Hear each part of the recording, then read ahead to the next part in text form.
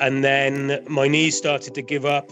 They weren't enjoying the ultra running. I'm not the lightest chap in the world. So I swapped. I started doing a bit of rowing for a short period and rowed across the Atlantic. And then after that, I started to get back into running. Knees still weren't happy. And then I discovered the sport of bikepacking or ultra distance cycling. Steve and I met at the Atlas Mountain Race in 2024 and have done a couple of events together since. I interviewed him for the Mind Over Mountains video, and during that interview we talked about his transition from ultra running to ultra cycling. So I thought that others would find this useful, so here is the full interview. Steve Hayes, and 44 years of age now. I started my ultra career, and I say ultra rather than ultra cycling.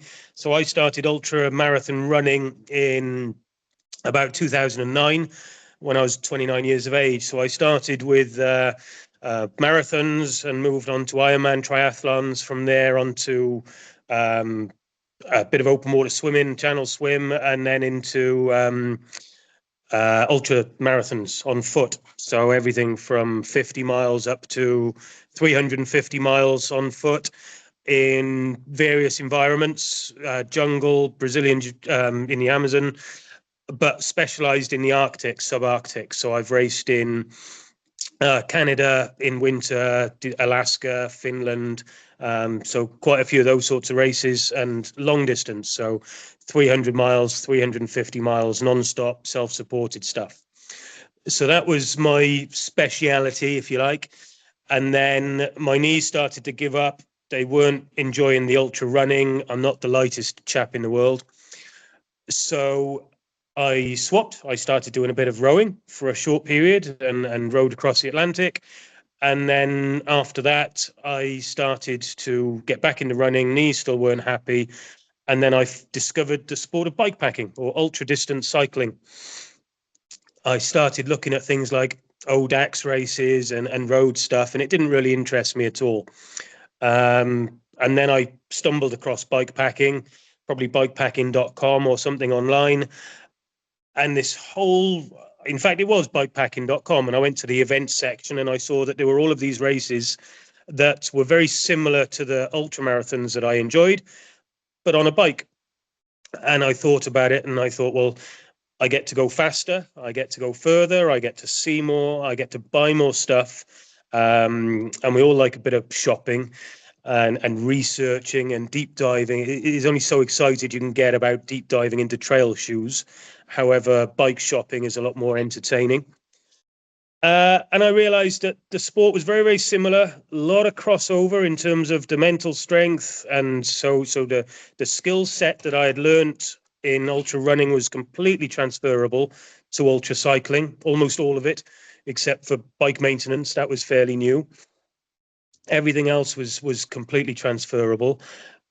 And then I just found out about all of these cracking races in amazing places. And like I say, you can, because you're going faster, you can go further, you can see more. So rather than doing a 300-mile race in a week, I can now do a 2,000-kilometer race in a week and see much more and just have more fun. I found my body recovers so much quicker. So after a week on the bike, I'm, after a day or two, I'm ready to go. Whereas after a week of non-stop running, my body's a mess and it'll take 3 months to recover fully. So that's the not so brief introduction to me and how I got into the sport of ultracycling. That's amazing. And you mentioned in there that the mental strength aspect was a transferable skill from the ultra marathons, from the ultra running. So you're gonna add a different perspective to this, because part of that mental strength training or mental resilience you've brought into the sport of the ultra cycling rather than gained it through the ultra cycling. So any insights there? What can you share for those that are going to pick up this video and look into it and watch it? Well, I started down this route probably with a decent amount of naivety. My first really long distance ultramarathon it's taking place currently. It's called the Spine Race. It's dubbed as Britain's toughest foot race. It's running the length of the Pennine Way in January in the UK with snow, ice, mud, and all the rest of it. And I managed to blag an entry into that. And then I got an email to say, you're in. You've managed to get yourself a place in Britain's toughest ultra. And I had a complete meltdown and thought, crikey, that's great. But, how am I going to do this? So I suppose the first thing was to brief myself to learn. Prior planning and preparation prevents poor performance. And I learned navigation from a book, and I did my research, what little research there was at that time. So I suppose doing your due diligence and preparing yourself as much as you can is something that I still do. But I don't over prepare. So I like to know where I'm going, what I'm doing, but I don't go crazy anaraki on it. And I often find that when I'm doing these races, I might not know the exact route. I might not know the exact distances to the next town. And I kind of like that because I'm in it for the adventure. The guy next to me, might well be you, is there, and they've got all the distances written down on their frame or on their arm or wherever it may be. And I can say to him, you don't know how far away the next town is. You're yep, 16.7 kilometers, and there's a shop, 2 bed and breakfasts, a restaurant. And I'm like, whoa, whoa, whoa, whoa, whoa. When have you done all that research? How have you had time to do all of that? So I like to research a bit, but I don't go overboard with it. I still like the element of surprise. I don't recce courses. If I were to do a race in the UK, I wouldn't do a recce. As far as I'm concerned, that takes away some of the fun and some of the adventure element.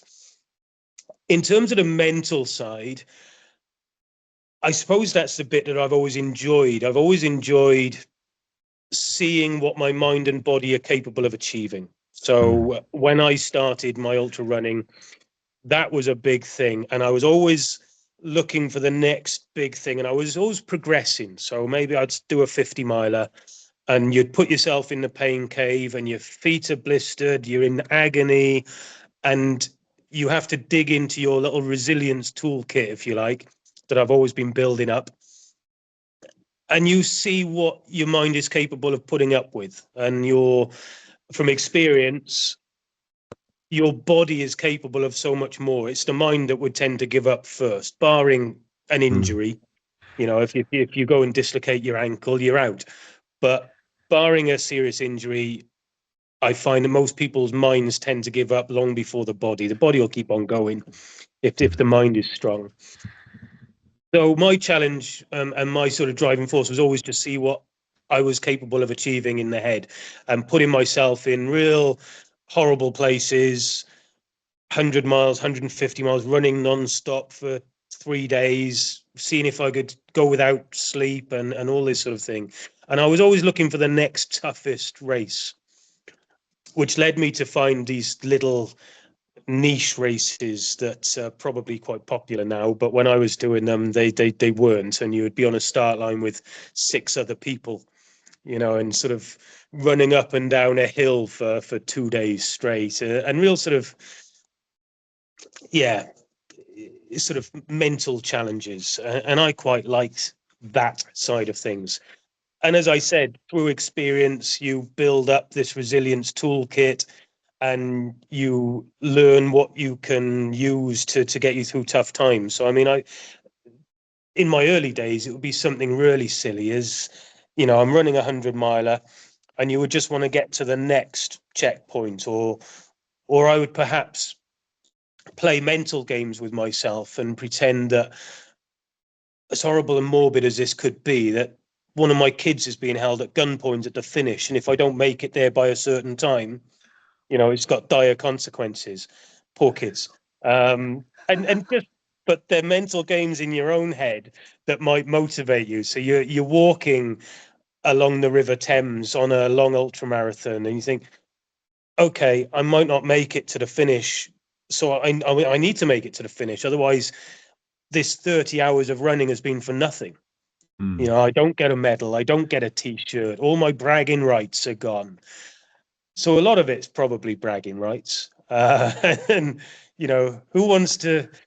everybody knows you're doing these things. You got to book time off work. You tell your mates, you tell your missus, you go off and do a race.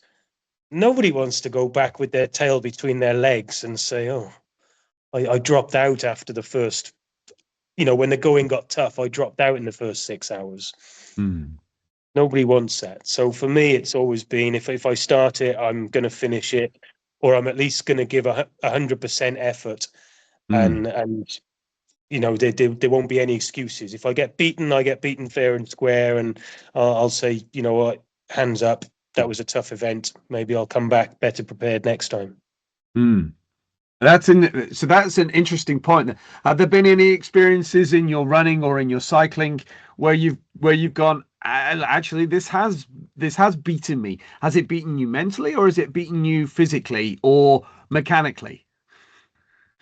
Usually the never mentally, really. I suppose my first DNF was a race called the Hill Ultra, and it was running up and down a mountain 55 times overnight up in Yorkshire Dales or something like that. And I went into the race with a couple of days' notice. I happened to be in the UK. My mother had just died, or my father had just died. Head wasn't in the game at all. Thought it may have been just what I needed to go and clear my head from all of the stuff I was dealing with at my parents' house. And it wasn't. I was probably 4 hours in, and I just said to the organizer, I just need to go home and see my kids, see my wife, and just get away from all of this. Mm. This is not good for me. So that was my first DNF.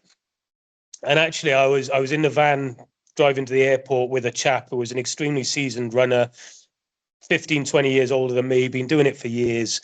And I said, I was beating myself up, and I was like, "Oh, it's my first DNF, I'm gutted." And he said, "First DNF?" He said, "Well, you just haven't done enough." He said, "Everybody DNF, you know, everybody DNFs at some point. And the fact that this is your first, it doesn't matter. It's almost like you've popped your cherry. You've almost got freedom to go and scratch more often now. Mm. But there hasn't been many. There was another race where if I didn't have time to finish, so I had to finish the race, get a train to Heathrow Airport to go on my honeymoon, and it was either miss the honeymoon to the Maldives and Sri Lanka, or skip the last few hours of the race. So I skipped the last few hours of the race. I did what any man would do for his wife, and I jumped on a train and got to the airport and went to the Maldives. Um, that was me just keeping the bad time management, I suppose, of logistics. I don't think any race has beaten me. I was just thinking in terms of ultra cycling, I only started last year. So I started with the Atlas Mountain Race last February, January, whatever it was. I've done a couple of others. I did DNF Hellenic this year, and that was mostly down to mechanicals. Mm. So that was That torn was tire that wall. was absolutely down to mechanicals, wasn't Yeah, it it? was. I ended up with having to swap bikes to somebody else's bike. It was lovely. Thank you, Jeremy. And then I still ended up with only 3 gears. That wasn't necessarily race ending. Then I ended up without a rear brake.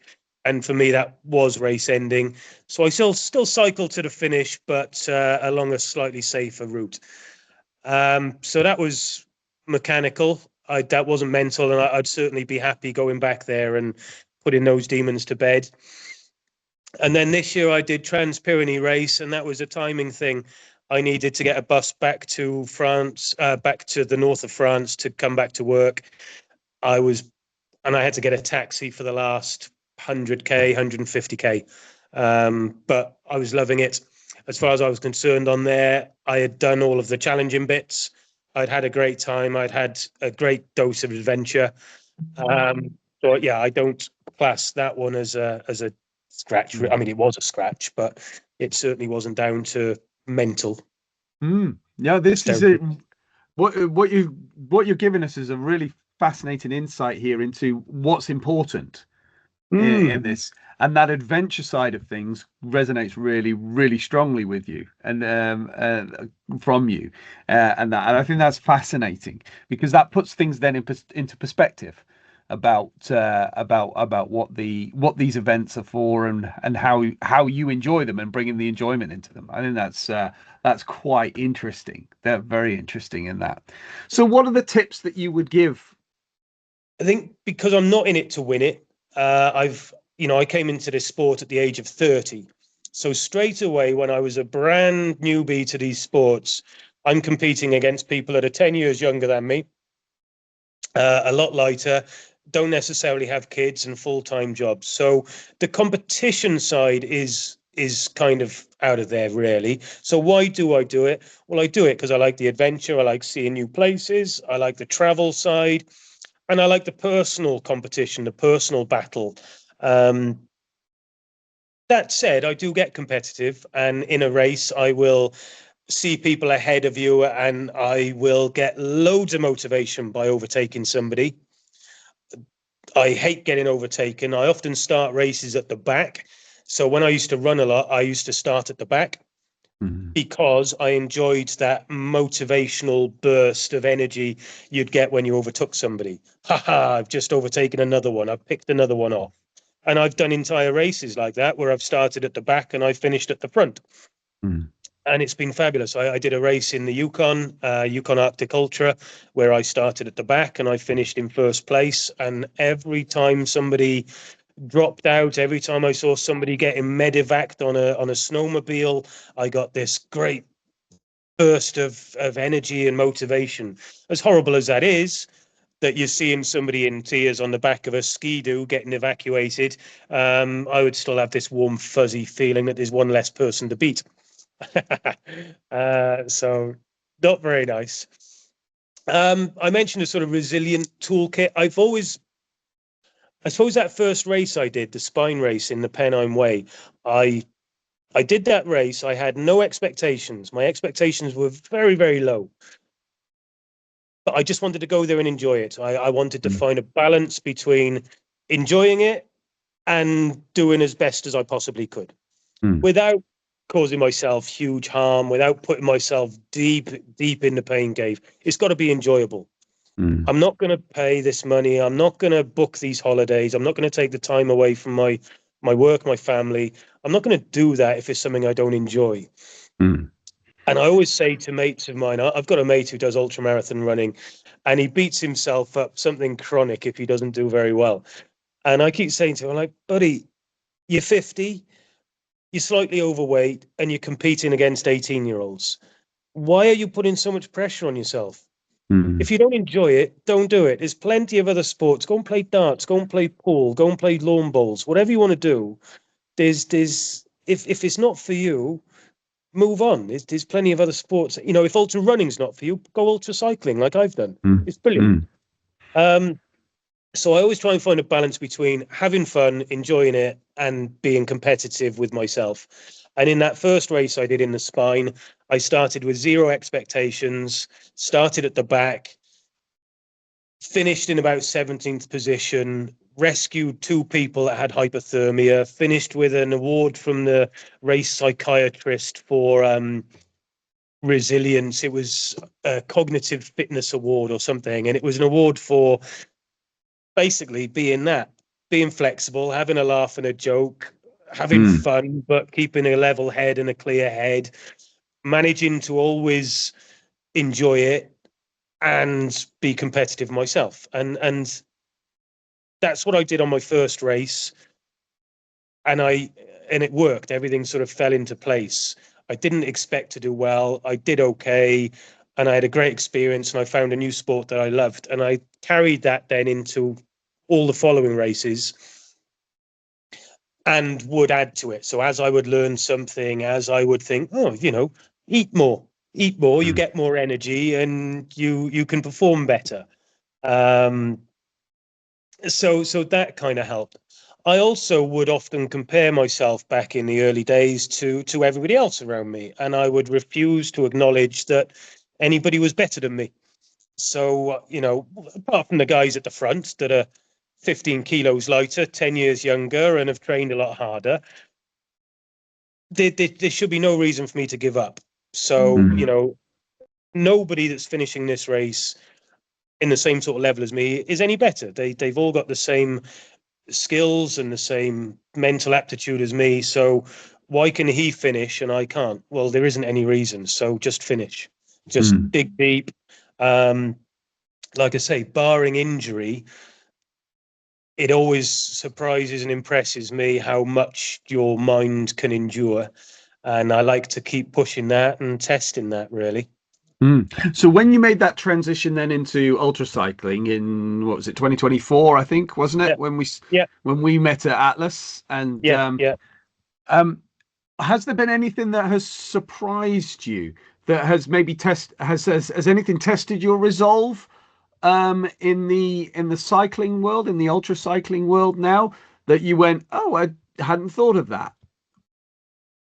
Yeah, I think I probably had a deep dive into cycling as well. So my first bike race was the Atlas Mountain Race, so that's a toughie with Yes. lots of climbing, 1,300 kilometers, a real toughie. So I went straight in, and I do tend to deep dive into things. So it was very much a steep learning curve, which is what I like, a fast learning curve. I had never really ridden a mountain bike. I hadn't done any training for Atlas Mountain Race. Uh, I had bought my bike in about November before the January race. I was preparing to start doing a little bit of training, and on New Year's Eve here, about 5 meters from where I'd sat, I cut my hand open in work on New Year's Eve. So that put me out of action for the whole of January. Then I think I went for two sort of 2-hour bike rides in Jersey before going to Morocco. So bike handling was something I had to learn pretty quick. Bike maintenance was something I had to learn pretty quick and still probably haven't very well, hence my Hellenic DNF. So it was a different sport. Obviously, things are happening quicker. I had to learn in terms of the bike handling. So Atlas Mountain Race, I was doing my own thing. The first night was sort of road.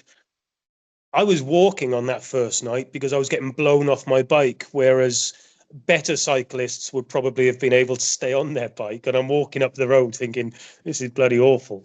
I shouldn't be here. Imposter syndrome. The next day, there were two Canadian lads, and they came racing past me, and they were hooping and hollering and having a great old time. And I thought, if I tag on to them, not follow them, but if I keep them in my sights and kind of copy what they're doing, copy their lines, maybe even pick their brains a little bit.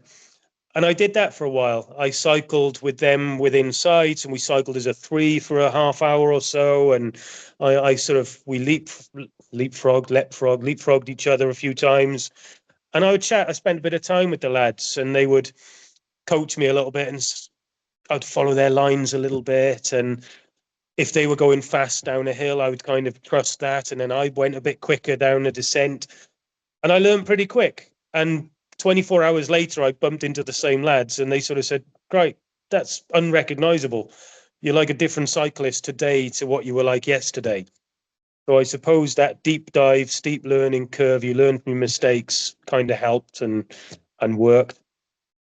Bike maintenance, I've learned as I've gone. I think that the dread for me is always like tire wall punctures and things like that, brake issues, gear issues, and I'm still very much a novice, but I do have a better understanding from YouTube videos and things like that. So I've taught myself how to fix some bits, which has given me a bit more confidence. So there we are. Those are the sort of specific things. Most other stuff crossed over. In terms of sleeping rough, looking for bivvy spots, that was something I always did as a runner anyway. I liked sleeping out. That's part of the adventure for me.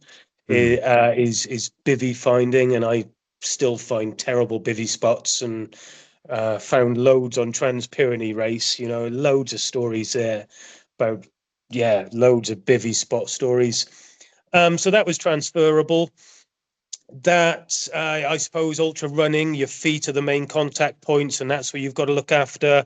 In ultracycling, it's your hands, your feet, and your backside, or your sort of crotch area.